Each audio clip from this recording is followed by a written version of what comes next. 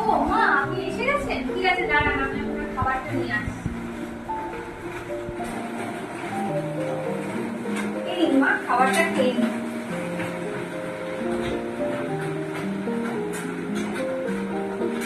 এই তো বাবু এসে গেছে, বাবুকে একটু খেতে দিয়ে দাও। ঠিক আছে মা? না না আমি এখন খাবো না, আমি পরেই খাবো। এটা কি ডাল হয়েছে?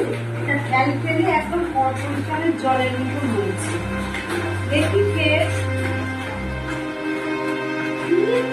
মুখে পোড়া, তুমি এটাও কি বাপের বাড়ি থেকে ফিরে আসতে পারবে?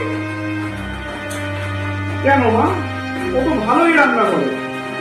একদিন এরকম নুন করা হয়েছে বলে অমনি করে ওকে বকছো না। যেদিন থেকে বিয়ে আছে সেদিন থেকে শুধু বয়ে বয়ে কথা বলছিস। পাল থেকে চুল কষলে সবসময় তোর রাগ। এই অশান্তি আমার একদম ভালো লাগে না। তোরা ঘর থেকে বেরিয়েই যা। আমার এই ঝগড়া অশান্তি আর ভালো লাগছে না। এই তুমি চলো তো। তুমি চুপ করো, আমার মায়ের ব্যাপার আমাদের বুঝতে দাও। মা, কাল থেকে না আমি ভালো করে রান্না করবো, আপনি আজকে একটু কষ্ট করে খেয়ে নিন। না মা, আমার ভুল, আমি বুঝতে পেরেছি। ভগবান, আমি এটাই চেয়েছিলাম, আমার সাথে যত ঝগড়া হওয়ার হোক, কিন্তু ওরা যেন সারা জীবন এমনি ভাবে মিলেমিশে থাকে।